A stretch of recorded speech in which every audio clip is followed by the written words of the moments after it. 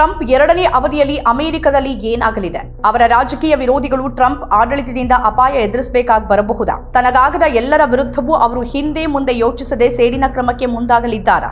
ಎರಡನೇ ಅವಧಿಗೆ ಅಧ್ಯಕ್ಷರಾಗಿರುವ Donald Trump ಪ್ರಮಾಣ ವಚನ ತೆಗೆದುಕೊಂಡ ದಿನವೇ ಸೇಡಿನ ರಾಜಕಾರಣದ ಸುಳಿವನ್ನ ನೀಡಿದ್ದಾರೆ. ಅವರು ಕೆಲವರ ವಿರುದ್ಧ ತನಿಖೆಗೆ ಮುಂದಾಗಲಿರುವುದು ಖಚಿತವಾಗಿದೆ. ರಾಜಕೀಯ ವಿರೋಧಿಗಳು, ಎಡಪಂಥೀಯ ಅಮೆರಿಕನ್ನರು ಮತ್ತು ಟೆಕ್ ದೈತ್ಯರು ಟ್ರಂಪ್ ತನಿಖೆಗೆ ಉದ್ದೇಶಿಸಿರುವ ಪಟ್ಟಿಯಲ್ಲಿ ಸೇರಿದ್ದಾರೆ. ಹಾಗಾದ್ರೆ ಯಾರನ್ನ ಟ್ರಂಪ್ ಟಾರ್ಗೆಟ್ ಮಾಡಲಿದ್ದಾರೆ? ಮೊದಲನೇದಾಗಿ ರಾಜಕೀಯ ವಿರೋಧಿಗಳು.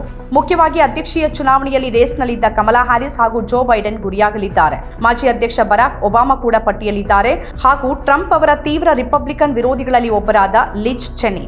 ಚುನಾವಣಾ ಪ್ರಚಾರದ ವೇಳೆ ಸೆಪ್ಟೆಂಬರ್ನಲ್ಲಿ ಟ್ರಂಪ್ ಅವರು ಕಮಲಾ ಹ್ಯಾರಿಸ್ ಅವರ ಮೇಲೆ ಬಹಳ ದೊಡ್ಡ ಆರೋಪ ಹೊರಿಸಿದ್ರು. ಅಕ್ರಮ ವಲಸೆಯನ್ನು ಪ್ರಸ್ತಾಪಿಸಿ ಮಾತಾಡಿದ ಟ್ರಂಪ್, ನಮ್ಮ ಸಂದರ್ಭದ ಅತಿದೊಡ್ಡ ಅಪರಾಧಕ್ಕೆ ಕಮಲಾ ಹ್ಯಾರಿಸ್ ಹೊಣೆಗಾರರಾಗಿದ್ದಾರೆ ಅಂತ ದೂಷಿಸಿದ್ರು. ಅವರು ಅಧಿಕಾರದಲ್ಲಿದ್ದಾಗ ಕೈಗೊಂಡ ಕ್ರಮಗಳ ವಿರುದ್ಧ ತನಿಖೆ ನಡೆಯಲಿದೆ ಅಂತ ಆಗಲೇ ಹೇಳ್ಬಿಟ್ಟಿದ್ರು.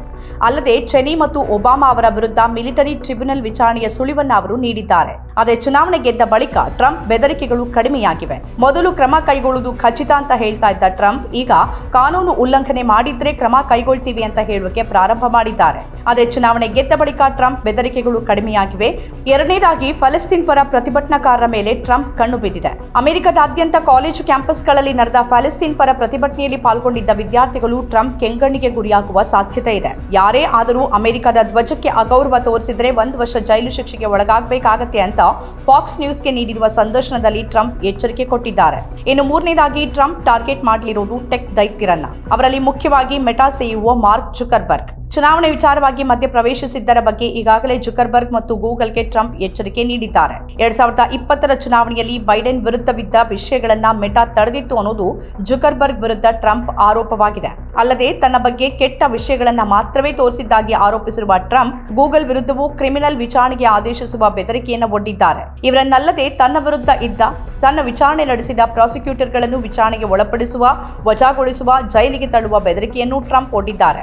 ಕೆಲವರ ವಿಚಾರಣೆಗೆ ಆದೇಶಿಸೋಕೆ ಯುಎಸ್ ಅಟಾರ್ನಿ ನಿರಾಕರಿಸಿದ್ರೆ ಅವರನ್ನೂ ವಜಾಗೊಳಿಸೋದಾಗಿ ಏಪ್ರಿಲ್ನಲ್ಲಿ ಟೈಮ್ ಮ್ಯಾಗಜಿನ್ಗೆ ನೀಡಿದ ಸಂದರ್ಶನದಲ್ಲಿ ಟ್ರಂಪ್ ಹೇಳಿದ್ರು. ಪ್ರಸ್ತುತ ತನ್ನ ವಿರುದ್ಧದ ಕ್ರಿಮಿನಲ್ ತನಿಖೆಯನ್ನ ನಡೆಸುತ್ತಿರುವ ಫೆಡರಲ್ ಪ್ರಾಸಿಕ್ಯೂಟರ್ ಅನ್ನು ವಜಾಗೊಳಿಸುವುದಾಗಿ ಟ್ರಂಪ್ ಹೇಳಿದ್ದಾರೆ. ಮಾಜಿ ಗುಪ್ತಚರ ಅಧಿಕಾರಿಗಳು ಟ್ರಂಪ್ ಕೆಂಗಣ್ಣಿಗೆ ಗುರಿಯಾಗಬಹುದು. ಟ್ರಂಪ್ ಅವರ ಮೊದಲ ಅಧ್ಯಕ್ಷೀಯ ಪ್ರಚಾರ ಮತ್ತು ರಷ್ಯಾ ನಡುವೆ ಸಂಬಂಧ ಇತ್ತು ಅನ್ನೋ ಆರೋಪದ ತನಿಖೆಯಲ್ಲಿ ಭಾಗಿಯಾಗಿದ್ದ ಮಾಜಿ ಗುಪ್ತಚರ ಅಧಿಕಾರಿಗಳ ಮೇಲೆ ಟ್ರಂಪ್ ಸಿಟ್ಟಾಗಿದ್ದಾರೆ ಅಂತ ಹೇಳಲಾಗಿದೆ. ಅವರಲ್ಲಿ ಮಾಜಿ ಸಿಐಎ ನಿರ್ದೇಶಕ ಜಾನ್ ಬ್ರೆನ್ನನ್ ಮತ್ತು ರಾಷ್ಟ್ರೀಯ ಗುಪ್ತಚರ ಇಲಾಖೆಯ ಮಾಜಿ ನಿರ್ದೇಶಕ ಜೇಮ್ಸ್ ಕ್ಲಾಪರ್ ಸೇರಿದ್ದಾರೆ. ಸುಳ್ಳು ಆರೋಪ ಹೊರಿಸಿದ್ದಕ್ಕಾಗಿ ಇವರ ವಿರುದ್ಧ ದೇಶದ್ರೋಹದ ಪ್ರಕರಣ ದಾಖಲಿಸಬೇಕು ಅಂತ ಟ್ರಂಪ್ ಈ ಹಿಂದೆನೇ ಆಗ್ರಹಿಸಿದ್ರು. ರಷ್ಯಾದ ತನಿಖೆಯ ಬಗ್ಗೆ ಟ್ರಂಪ್ ಅವರ ಕೋಪಕ್ಕೆ ಗುರಿಯಾಗಿರುವ ಮತ್ತೊಬ್ಬರು ಮಾಜಿ ಎಫ್ಬಿಐ ನಿರ್ದೇಶಕ ಜೇಮ್ಸ್ ಕೋಮಿ ಮತ್ತು ಅವರ ಮಾಜಿ ಉಪನಿರ್ದೇಶಕ ಆಂಡ್ರೂ ಮೆಕ್ಕೇಬ್.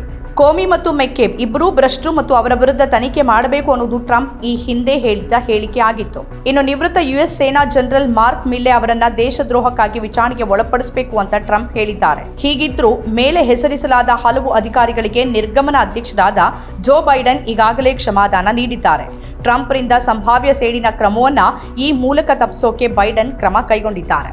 ನಮ್ಮ ಕಾರ್ಯಕ್ರಮಗಳನ್ನ ನೀವು ನೋಡ್ತಾ ಇದ್ರೆ ನಮ್ಮ ಚಾನೆಲ್ ಅನ್ನ ಸಬ್ಸ್ಕ್ರೈಬ್ ಮಾಡಿ, ಪಕ್ಕದ ಬೆಲ್ ಐಕನ್ ಒತ್ತಿ ನಮ್ಮನ್ನ ಬೆಂಬಲಿಸಿ. ಹಾಗೆ ನಮ್ಮ ಕಾರ್ಯಕ್ರಮಗಳನ್ನ ಲೈಕ್ ಮಾಡಿ, ಕಮೆಂಟ್ ಮಾಡಿ, ಅದನ್ನ ಬೇರೆಯವರಿಗೂ ವಾಟ್ಸ್ಆಪ್ ಮೂಲಕ ಶೇರ್ ಮಾಡಿ. ನೀವು ಹೀಗೆ ಮಾಡಿದಾಗ ನಮ್ಮ ಚಾನೆಲ್ ಮತ್ತಷ್ಟು ಜನರಿಗೆ ತಲುಪಲು ನೀವು ನಮ್ಮೊಂದಿಗೆ ಸಹಕರಿಸಿದ ಹಾಗಾಗುತ್ತೆ.